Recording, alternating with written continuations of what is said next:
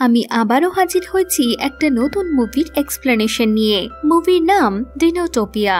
মুভির শুরুতে আমরা একজন বয়স্ক মহিলাকে দেখতে পাই যে নিজের গ্র্যান্ড ডটারকে একটা চিঠি লিখছে। উনি চিঠিতে লেখেন, তুমি যখন এই চিঠিটা পড়বে ততদিনে তুমি একজন সাহসী, বুদ্ধিমতী এবং সুন্দরী মহিলায় রূপান্তরিত হয়েছ। তুমি সাহসের সঙ্গে অনেক কঠিন পরিস্থিতির সম্মুখীন হতে পারবে। তখন তুমি নিজেকে একা মনে করো না, তুমি সব সময় নিজের মনের কথাই শোনো আর নিজের লক্ষ্যকে খুঁজে পাওয়ার চেষ্টা করো। এরপর মুভির পরের সিনে আমরা দেখতে পাই ফ্র্যাঙ্ক নিজের দুই ছেলে কার্ল আর ডেভিডকে নিজের প্লেনে করে কোনো আইল্যান্ড দেখাতে নিয়ে যাচ্ছে, কিন্তু ডেভিড ওদের সাথে যেতে চায় ছিল না। তাও মন খারাপ করে ও প্লেনে বসে পড়ে। এরপর মিস্টার ফ্র্যাঙ্ক প্লেন উড়িয়ে কার্লকে ওর পাইলট বানিয়ে দেয় আর নিজে আরাম করতে থাকে। কিছুক্ষণ পর হঠাৎ আবহাওয়া খারাপ হতে থাকে। কালো মেঘে চারিদিক ঢেকে যায়, অনবরত বৃষ্টি হয় আর বিদ্যুৎ চমকাতে থাকে। দেখতে দেখতে চারিদিক ঝড়ে ঢেকে যায়। এই সময় ওদের প্লেন ক্র্যাশ হয়ে নিচে সমুদ্রে পড়ে যায়। তখন কার্ল কোনো মতে ডেভিডকে প্লেন থেকে বার করে ওপরে তোলে। তারপর নিজের বাবাকে নিতে আবার জলের নিচে যায়। ওনার সিট বেল্ট খোলা যায় না, তাই প্লেনের সাথে উনি জলের নিচে তলিয়ে যান। এরপর ওরা দুজন কোনো মতে ওই ঝড়ের সঙ্গে মোকাবিলা করে কোনো এক অচেনা আইল্যান্ডে গিয়ে পৌঁছায়। ওরা দুজনে এবার ওই আইল্যান্ডে সাহায্যের জন্য ঘন্টার পর ঘন্টা ঘুরতে থাকে। ওখানে ওরা না কোনো মানুষকে খুঁজে পায়, না কোনো জানোয়ারকে। এরপর ওরা আরো এগিয়ে যায়। তখন ওরা ওখানে একটা গুহা দেখতে পায়, যেটা কোনো প্রাণীর মুখের মতো দেখতে ছিল। তখন ওখানে হঠাৎ একটা বিস্ফোরণ হয়, যা দেখে ওরা ভয় পেয়ে যায়। তখনই গুহা থেকে একজন মানুষ বেরিয়ে আসে। কার্ল আর ডেভিডকে দেখে উনি প্রশ্ন করেন, তোমরা কি এখানে নতুন এসেছো? লোকটা বলে ওর নাম সাইরাস। কার্ল আর ডেভিড লোকটাকে এই আইল্যান্ডের বিষয়ে জানতে চায়। তখন লোকটা বলে এই আইল্যান্ডের নাম ডিনোটোপিয়া।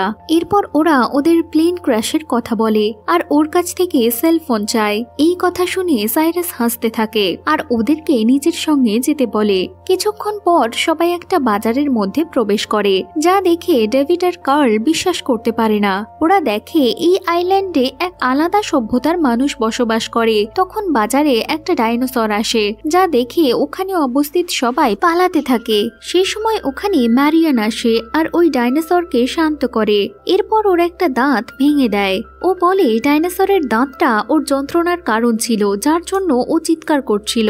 এরপর সাইরাস কার্লকে নিজের কার্ড দেয় আর ওদের ওয়াটারফল সিটি যেতে বলে, যে কারণে ওরা বাস ডিপোতে গিয়ে ওয়াটারফল সিটির জন্য টিকিট কাটতে যায়। কিন্তু ওই দিন ওরা টিকিট পায় না, তাই ওরা দুজন ওখানে রাত কাটায়। পরের দিন ওরা ওয়াটারফল সিটির জন্য টিকিট পেয়ে যায়। ওখানে ওরা ম্যারিয়ানকে দেখতে পায়, যে ওয়াটারফল সিটি যাওয়ার জন্য ওখানে এসেছিল। এরপর ওরা ওখানকার বাসকে লক্ষ্য করে, যেটা বিশাল বড় একটা ডাইনোসর ছিল। পর ওরা সবাই ডাইনোসরের উপর চেপে ওয়াটারফল সিটি যাওয়ার জন্য বেরিয়ে পড়ে। এরপর ওদেরকে ম্যারিয়ান বলে এখানে হঠাৎ হঠাৎ মাংসাশী টেরেক্স ডাইনোসর আক্রমণ করে। এই কথা শুনে কার্ল প্রশ্ন করে, তাহলে ওরা নিজেদের সুরক্ষার জন্য অস্ত্র রাখে না কেন? এই কথা শুনে ম্যারিয়ান ওদেরকে বলে ডিনোটোপিয়া অস্ত্রের ব্যবহার করে না। কিছু দূর যাওয়ার পর ওরা দেখে অনেক বড় বড় গাছপালা ভেঙে চুরে পড়ে রয়েছে। সবাই নিচে নেমে দেখে ওখানে অনেক ডাইনোসরের চিহ্ন ছড়িয়ে ছিটিয়ে রয়েছে। তখন সবাই গাছের আউটপোস্টে যায়, কিন্তু ওরা ওখানে কাউকে দেখতে পায় না। তখন ম্যারিয়ান ওখানে একটা পাথর দেখতে পায়, যা দেখে সে বলে এটা একটা সানস্টোন, যা মরে গেছে। এরপর দেখতে দেখতে আবহাওয়া খারাপ হয়ে যায়। এই কারণে ওদেরকে ওখানেই থেকে যেতে হয়। রাতে সবাইকে ম্যারিয়ান খাবার জন্য বলে। তখন কার্ল চিকেন খেতে চায়। তখন ম্যারিয়ান বলে এখানে ডিনোটোপিয়াতে আমরা ফল আর সবজি খাই। রাতে ডেভিড কোনো অজানা শব্দ শুনতে পেয়ে জেগে ওঠে। এরপর ও কার্লকে ডেকে তোলে। কার্ল ডেভিডকে বলে ওখানে কিছু নেই। তখনই একটা টেরেক্স ডাইনোসর ওদের উপর হামলা করে। এরপর সবাই ওখান থেকে বাইরের দিকে পালাতে থাকে। এরপর ওরা দেখে সম্পূর্ণ আউটপোস্টে অনেক টেরেক্স ডাইনোসর হামলা করেছে। তখন ম্যারিয়ান টেরেক্স ডাইনোসরের হাত থেকে বাঁচার জন্য দৌড়তে গিয়ে নিচে পড়ে যায়। যখন ডাইনোসর ওদের উপর হামলা করতে যায়, তখন ক্যাপ্টেন ওলো সিম্যাক্স নিয়ে আসে আর ওদের উপর হামলা করে। এই কারণে সমস্ত টেরেক্স ওখান থেকে পালিয়ে যায়। এরপর সবাই ওয়াটারফল সিটির উদ্দেশ্যে রওনা হয়। রাস্তায় কার্ল ম্যারিয়ানকে প্রশ্ন করে ওরা টিবেক্সকে কেন মারে না? আমরা মানুষরা এই গ্রহে অতিথির মতো, যেখানে ডাইনোসর লক্ষ লক্ষ বছর ধরে এখানে আছে, এই কারণে ওদের প্রাণ আমাদের থেকে অনেক বেশি মূল্যবান। এবার সবাই ওয়াটারফল সিটিতে পৌঁছে যায়, যা দেখে ডেভিড আর কার্ল নিজের চোখকে বিশ্বাস করতে পারে না। এই শহরে অনেক পুরনো একটা গ্লোব দেখতে পায়, যেখানে বিশ্বের অনেক পুরনো একটা ম্যাপ ছিল। সবাই এবার ভেতরে প্রবেশ করে। এখানে সবাই ডেভিড আর কার্লকে দেখে খুব খুশি হয়ে যায়। এরপর সেটের মেয়র ওয়াল্ডো ওদের সাথে দেখা করতে আসে, নিজের শহরে ডেভিড আর কার্লকে স্বাগত জানায়। ওরা দুজন জানতে পারে যে ম্যারিয়ন মেয়রের মেয়ে। এরপর সবাই ওখানে রাজমহলে মেয়রের সভায় উপস্থিত হয়, যেখানে ওরা দেখতে পায় ওই সময় মানুষ আর ডাইনোসর সবাই উপস্থিত রয়েছে।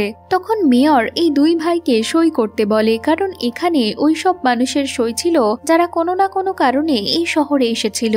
এরপর মেয়র ওদের বলে ওরা এবার এই শহরের নাগরিক হয়ে গেছে। মেয়র ওদের নিজের শহরের কথা বলতে বলে, ওদেরকে ডেভিড আর কার্ল স্পেস মিশন অ্যাপোলোর কথা বলে। ওরা বলে মানুষ চাঁদ পর্যন্ত পৌঁছে গিয়েছে, যে কথা শুনে ওই সমস্ত মানুষ হাসাহাসি করতে থাকে। এরপর কার্ল ওদের নিজের বাবার কথা বলে আর ওদের প্লেন ক্র্যাশ হওয়ার কথা বলে, আর এই আইল্যান্ড থেকে কি করে বাড়ি ফেরা যায় তারা তার কথা জানতে চায়। তখন মেয়র ওদের একটা খারাপ খবর দেয়, আজ পর্যন্ত এখান থেকে কেউ ফেরত যেতে পারেনি। এর কিছুক্ষণ পর ম্যারিয়ান ওদেরকে লাইব্রেরিতে নিয়ে যায়। লাইব্রেরিটা খুব প্রাচীন ছিল। এখানে কার্ল আর ডেভিড প্রফেসর জিপোকে দেখতে পায়। উনি একজন ডাইনোসর, কিন্তু মানুষের মতো কথা বলতে পারেন। জিপো ওদেরকে নিজের বাড়িতে নিয়ে যায়। রাজমহলে ম্যারিয়ান ডিনার করার সময় নিজের বাবাকে বলে এটা প্রথমবার হয়েছে যখন কোনো সানস্টোন মারা গেছে আর ডাইনোসর দলবদ্ধভাবে ঘুরে বেড়াচ্ছে। রাতে কার্ল আর ডেভিডের মধ্যে জিপোর বাড়িতে নিজেদের বাড়ি ফেরা নিয়ে কথা কাটাকাটি হয়, কারণ কার্ল তাড়াতাড়ি বাড়ি ফিরতে চাইছিল, কিন্তু ডেভিড এখানে কিছুদিন থেকে ওদের সভ্যতার সম্পর্কে জানতে চাইছিল। এরপর মেয়র ম্যারিয়ানকে একটা চিঠি আর সানস্টোন দেয়, যেটা ওর গ্র্যান্ড মাদার ওর জন্য রেখে গিয়েছিল। কার্ল বাইরে এসে ম্যারিয়ানকে দেখতে পায়। তখন সাইরাস এসে কার্লকে ওর দিকে তাকাতে বারণ করে, কারণ মেয়র যদি এসব দেখে ফেলে তাহলে ওদের সিটি থেকে বাইরে বার করে দেবে, আর ওকে নিজের দোকানে আসার জন্য নিমন্ত্রণ করে। পরের দিন ওরা দেখে জিপো কিছু বাচ্চাদের পড়াচ্ছিল, ওদের স্কুলে থাকার অনুরোধ জানায়। তখন ক্লাসে ম্যারিয়ান আসে আর সব মানুষদের কিছু কোড পড়াতে থাকে। এরপর ম্যারিয়ান ওদেরকে নিয়ে ফাউন্টেন স্কোয়ারের কাছে যায় আর এর উপরে লেখা কোডের মানে বোঝায়। ও বলে এখানে লেখা 11তম কোড অসম্পূর্ণ আছে, যেটাকে আজ পর্যন্ত কেউ সম্পূর্ণ করতে পারেনি। অন্যদিকে কার্ল জিপোকে লাইব্রেরিতে টেবিল টেনিস খেলা শেখায়, কিন্তু জিপো ঠিক করে খেলতে পারে না। অন্যদিকে ম্যারিয়ান ডেভিডকে প্রাইম সানস্টোন দেখাতে নিয়ে যায়, যেখানে 361টা সিঁড়ি পার করে ওরা পৌঁছে যায়। ডেভিড উপর থেকে পুরো আইল্যান্ডটাকে দেখে খুব খুশি হয়ে যায়। তখন ম্যারিয়ান বলে এই প্রাইম সানস্টোন প্রত্যেক দিন অন্যান্য সানস্টোনকে নতুন জীবন দেয়। এরপর দেখতে দেখতে রাত হয়ে যায়। রাতে আবার পুনরায় ডেভিড আর কার্লের মধ্যে ঝগড়া শুরু হয়, আর কার্ল ওখান থেকে সাইরাসের দোকানে চলে আসে। কার্ল সাইরাসকে ওই জায়গা থেকে বাড়ি ফিরে যাওয়ার কথা বলে। তখন সাইরাস বলে ও 20 বছর ধরে এই আইল্যান্ডের খোঁজ করে চলেছে, যাতে এখান থেকে চলে যেতে পারে, যার জন্য ওর ক্যাপ্টেন অনুর একটা বই দরকার, যার চাবি জিপোর কাছে আছে। এই কারণে কার্ল জিপোর আলমারি থেকে চাবি বের করে ওই বইটা চুরি করে নেয়। রাতে মেয়র একটা সমারোহতে সব মানুষকে প্রাইম সানস্টোনের গুরুত্ব আর ওর ইতিহাসের বিষয়ে বলে। ওখানে ম্যারিয়ান ওর গ্র্যান্ড মাদারের কাছ থেকে পাওয়া সানস্টোনকে গলায় পড়ে আসে, যা দেখে সবাই অবাক হয়ে যায়। জিপো ওর কাছে থাকা বইটা খুঁজে পায় না। স্কুলে ম্যারিয়ান সব লোকের পরীক্ষা নেয়। অন্যদিকে সাইরাস ক্যাপ্টেনের বইটা দেখে এবং সেটা দেখে একটা শিপের কথা বলে। ও কার্লকে কিছু জিনিস আনতে বলে। এবার কার্ল বলে আমি আমার ভাইকে না নিয়ে যাব না। স্কুলে ম্যারিয়ান সবার রেজাল্টের কথা বলে। ম্যারিয়ান বলে কার্ল নিজের সব প্রশ্নের উত্তর খুব ভালোভাবে দিয়েছে। ডেভিড কার্লকে বলে তুমি এক্সামে চিটিং করেছো। ডেভিড বলে বাবা না থাকার কারণে তুমি নিজেকে স্বাধীন মনে করছো। এই কথা শুনে কার্ল খুব রেগে যায় আর দুজনের মধ্যে লড়াই শুরু হয়ে যায়। এর ফলে দুজনে ওপর থেকে গভীর নদীতে পড়ে যায়। নদীর স্রোতে ভাসতে ভাসতে দুজনেই গভীর জঙ্গলে এসে প্রবেশ করে। ডেভিড নদীতে ডুবে গিয়ে অজ্ঞান হয়ে যায়। কার্ল ওকে নদীর কিনারায় নিয়ে আসে আর জ্ঞান ফেরানোর চেষ্টা করে। অন্যদিকে ম্যারিয়ান এই কথা জানতে পারলে ওদেরকে খুঁজতে জঙ্গলে আসে। ওর সাথে জিপোও আসে। এরপর ম্যারিয়ান পোস্ট অফিস থেকে একটা মেসেঞ্জার বার্ডকে তুলে আনে আর ওই পাখিকে পাঠায় কার্ল আর ডেভিডকে খুঁজে বার করার জন্য। অন্যদিকে ডেভিডের জ্ঞান ফিরে আসে, কিন্তু কার্ল ওখানে কোনো সাহায্যই খুঁজে পায় না। তখনও ডেভিডের সঙ্গে পুরনো দিনের ক্রিসমাসের কথা বলতে থাকে, কিন্তু কথা বলতে বলতে ডেভিড আবার জ্ঞান হারায়। তখনই ওখানে মেসেঞ্জার বার্ড চলে আসে, কার্লকে ওর নাম জিজ্ঞেস করে, আবার উড়ে যায়। কিছুক্ষণ পর ওখানে ম্যারিয়ান আর জিপো এসে যায়। ডেভিডকে পরীক্ষা করে বলে ওর প্রচন্ড ঠান্ডা লেগে গেছে আর কোনোভাবে ওর জ্ঞান ফিরিয়ে আনে। জিপো এবার মেসেঞ্জার বার্ডকে রাজমহলে পাঠায় আর বলে সাহায্য নিয়ে যেন তাড়াতাড়ি ফিরে আসে। কার্ল তখন ওখানে একটা পুরনো মন্দির দেখতে পায়, যা দেখে জিপো বলে বহুদিন থেকে এই মন্দিরের সন্ধান চলছে। ওরা প্রাচীন রাজাদের কিছু চিত্র দেখতে পায়, যাদের অর্ধেক শরীর মানুষের আর অর্ধেক শরীর ডাইনোসরের ছিল। জিপো কার্লকে বলে এখান থেকেই একটা রাস্তা নিচের দুনিয়ার দিকে যায়, যাকে রক্ষা করে তৃণভোজী ডাইনোসর। তখন কার্ল নদীতে অনেক কুমির দেখতে পায়, যা দেখে সবাই ওই জায়গা থেকে পালাতে থাকে। কার্ল ডেভিডকে তুলে নিয়ে কাঠের সেতুর ওপর দিয়ে জঙ্গলের ভেতর পালাতে থাকে।